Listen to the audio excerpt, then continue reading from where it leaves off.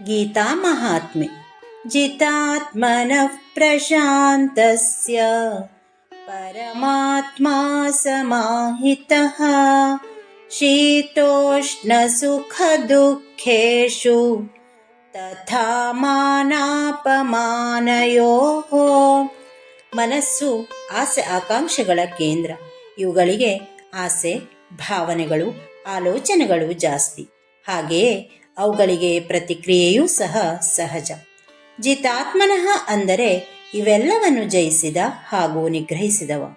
ಭಾವನೆಗಳಿಗೆ ದಾಸನಾಗದೆ ಚಂಚಲ ಮನಸ್ಸನ್ನು ಹತೋಟಿಗೆ ತಂದುಕೊಂಡವ.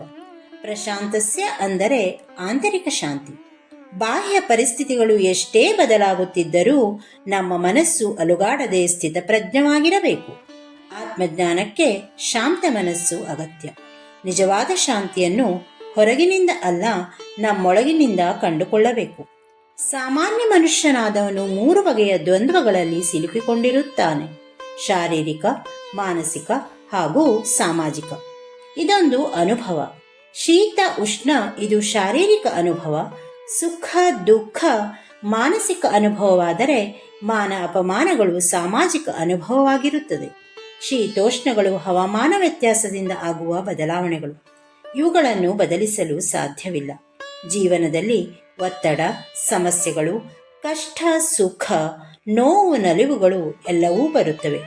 ಸುಖ ದುಃಖಗಳನ್ನು ಅತಿಥಿಗಳು ಎಂದು ತಿಳಿದುಕೊಂಡು ಸಮಚಿತ್ತದಿಂದ ಮುನ್ನಡೆದರೆ ನಮ್ಮ ಬೆಳವಣಿಗೆ ಸಾಧ್ಯ. ಯಾರಲ್ಲಿ ನಾನು ಎಂಬ ಅಹಂಕಾರ ಇರುತ್ತದೆಯೋ ಅಂಥವರಿಗೆ ಮಾತ್ರ ಮಾನ ಅಪಮಾನಗಳ ಬಾಧೆ ಉಂಟಾಗುತ್ತದೆ. ರಾತ್ರಿಯ ನಂತರ ಹಗಲು, ಸುಖದ ನಂತರ ದುಃಖ ಇವು ಇದ್ದೇ ಇರುತ್ತದೆ. ಇದು ಪ್ರಕೃತಿಯ ಸಹಜ ನಿಯಮ. ಅದನ್ನು ಎದುರಿಸುವ ಆತ್ಮಸ್ಥೈರ್ಯ ನಮ್ಮಲ್ಲಿರಬೇಕು. ಪರಮಾತ್ಮ ಎಂಬುದು ಯಾವುದೋ ಒಂದು ದೂರದ ವಸ್ತುವಲ್ಲ, ನಮ್ಮ ಅತ್ಯಂತ ಶುದ್ಧವಾದ ರೂಪ.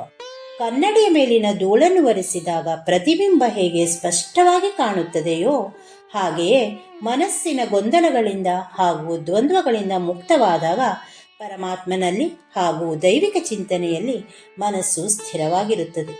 ನಮ್ಮ ಮನಸ್ಸಿನ ವಿಕಾರಗಳನ್ನು ಶಾಂತವಾಗಿಸಿಕೊಂಡು ಪರಮಾತ್ಮನನ್ನು ಕಾಣೋಣ. ಭಗವದ್ಗೀತೆಯು ಆಧ್ಯಾತ್ಮಿಕ ಸಾಧಕರಿಗಷ್ಟೇ ಅಲ್ಲ, ಸಾಮಾನ್ಯ ಮನುಷ್ಯನ ಒತ್ತಡಭರಿತ ದೈನಂದಿನ ಜೀವನಕ್ಕೆ ಸಹ ಅದ್ಭುತವಾದ ಮಾರ್ಗದರ್ಶಿ ಸೂತ್ರವಾಗಿದೆ. ನಾವೆಲ್ಲ ಪ್ರತಿನಿತ್ಯ ಗೀತಾಜ್ಞಾನ ಯಜ್ಞದಲ್ಲಿ ಭಗವದ್ಗೀತೆಯ ಪಠಣಗೈಯುತ್ತಾ ಅದರ ತತ್ವಗಳನ್ನು ನಮ್ಮಲ್ಲಿ ಅಳವಡಿಸಿಕೊಂಡು ಸಾರ್ಥಕತೆಯ ಬದುಕನ್ನು ನಡೆಸೋಣ. ಹರಿ ಓಂ. ಶ್ರೀ ಕೃಷ್ಣಾರ್ಪಣಮಸ್ತು.